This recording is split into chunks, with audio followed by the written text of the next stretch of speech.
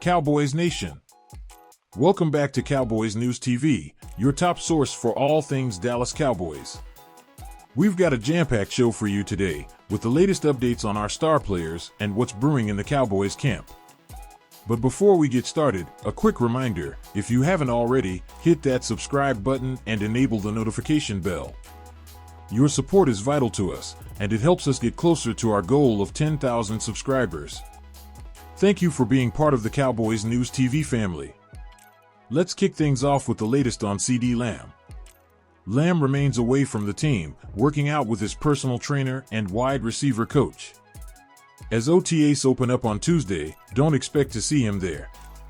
This absence is tied to his contract situation, and frankly, I can't blame him.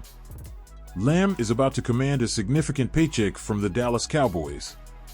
For now, it's not a major issue. Offensive coordinator Brian Schottenheimer commented on Lamb's absence, saying, "It doesn't matter right now. CeeDee's a pro. He's going to know what to do. I know Dak and the guys have some communication with him. We know he's taking care of business, and when he gets back here, we'll certainly be able to find ways to get him the ball." I agree with Schottenheimer. Lamb's absence isn't a big deal at this stage. It's likely not a big deal for at least another month. Here are the key off-season dates for the Cowboys. OTAs run from May 21st to 23rd and again from the 29th to the 31st. Mandatory minicamp is scheduled for June 4th to 6th. This is mandatory, but the fines for missing it aren't that significant. We might even see a hold-in situation for Lamb during minicamp. The real deadline is in late July when Cowboys training camp kicks off in Oxnard. If Lamb isn't there for training camp, it becomes a bigger issue.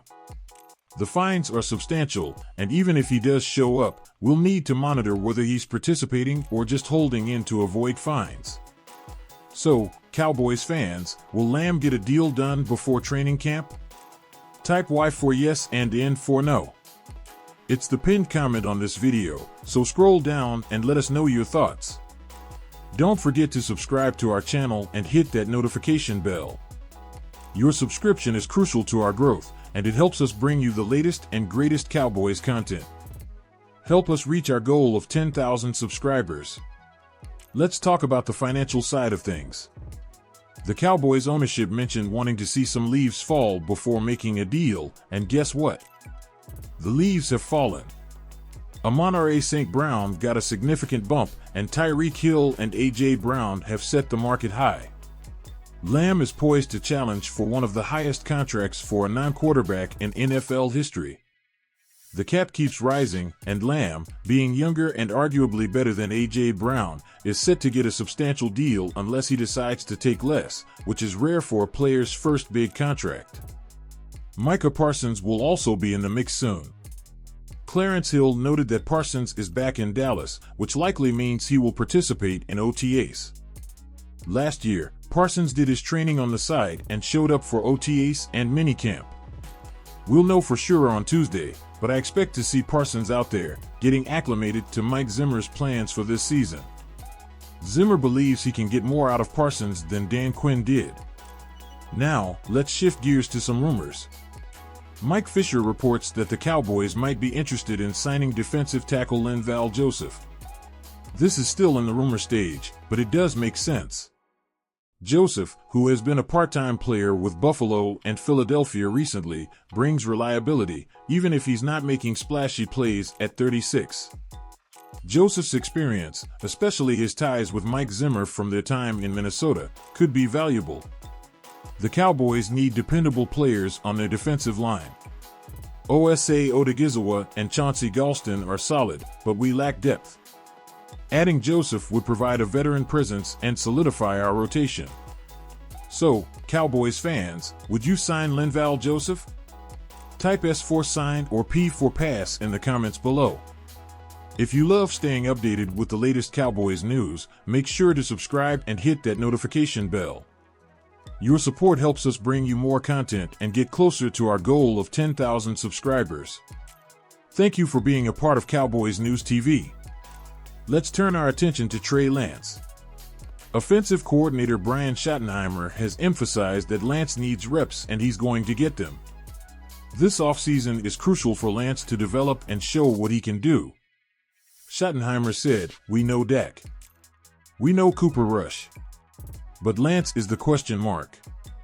There's so much he doesn't know that he's got to figure out, and that's exciting." Lance's limited playtime extends back to high school, college, and his time in the NFL. The big question is whether he can put his skills together. This preseason will be a massive opportunity for him to impress. Speaking of the preseason, here's the schedule. August 11th, Sunday at 4:25 p.m. Eastern. August 17th, Saturday at 1 p.m. Eastern. August 24th, Saturday at 8 p.m. Eastern. We'll be live for all these preseason watch parties, so make sure you are subscribed. It's going to be an exciting time, especially with the unknowns surrounding Lance. Finally, let's discuss Bleacher Report's recent claim. They named Chauncey Golston as a potential cut candidate for the Cowboys. With Jonathan Hankins and Neville Gallimore gone, there are plenty of snaps available. But does that mean Golston should be cut? Golston was third in snaps among defensive linemen last year and second among returning players. Cutting him would be a mistake, in my opinion, unless the Cowboys add more players. We need to replace nearly 700 snaps from Hankins and Gallimore. Golston's versatility as a tweener might be seen as a downside, but we need those snaps covered. So, what do you think? Should the Cowboys keep or cut Golston? Type K to keep or C to cut in the comments below. Let's kick things off with some buzz around Michael Thomas. Mike Fisher suggests that the Cowboys might be looking into signing the free agent wide receiver. Now, the Cowboys did explore signing Zay Jones, but that didn't materialize. Considering Thomas has been a free agent all this time, it's curious that nothing has happened yet. Would you sign Michael Thomas? Type S for sign and P for pass in the comments. Here's my take, it's a no for me. Michael Thomas isn't the same player he was in 2019 when he racked up all those catches. That version of Thomas was fantastic, but injuries have taken a toll. He has played only 20 games in the last 4 years, 10 in 2023, 3 in 2022, none in 2021, and 7 in 2020. We don't need another slow receiver. If we're adding someone, it should be a player with more speed and versatility. Thomas might also have issues accepting a role where he's not the primary target, given our current lineup with CeeDee Lamb and Brandon Cooks. If you're considering signing Thomas, think about this. Would you rather target Lamb or Thomas on a crucial play?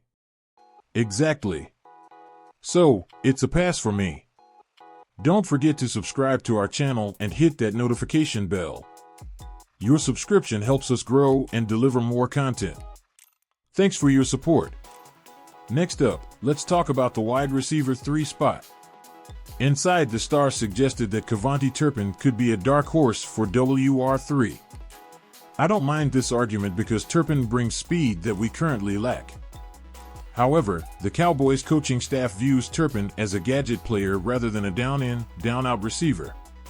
Last season, he played 140 snaps, mostly behind Lamb, Cooks, Tolbert, and Gallup. When he was on the field, he was often targeted, which is good but also indicates a limited role designed for specific plays. If we're looking at potential WR3 candidates, Turpin offers big play potential but might not be a reliable every-down receiver. So, who do you want as WR3? Type KT for KaVontae Turpin, JT for Jalen Tolbert, RF for Ryan Floro, and JB for Jalen Brooks in the comments. Lastly, let's discuss another free agency idea from the Athletic's Randy Mueller, who suggested signing Mason Cole to help at center. With Tyler Biadasz injured and no veteran backup, it's worth considering. However, the article didn't mention Cooper Beebe or Brock Hoffman, which I think is a mistake. I'd prefer Beebe to make the position change, as I believe in his potential. Mason Cole allowed 31 pressures last season on about 1,000 snaps, which is too high for an interior lineman. Mike Solari, our offensive line coach, has praised Hoffman, even calling him a veteran, which speaks volumes about his character and work ethic. So, I'd rather see Brock Hoffman at center than Mason Cole. Given we drafted BB, I don't think we need to add someone like Cole in free agency. That's all for today's Cowboys Report. Don't forget to join us live on Monday for our Madden-style season simulation with giveaways, raffles, and more. If you enjoyed this video, give it a thumbs up, share it with fellow Cowboys fans, and make sure to subscribe and hit that notification bell. Your support helps us grow and bring you the latest Cowboys news. Thanks for watching, and we'll see you next time on Cowboys News TV. Go Cowboys!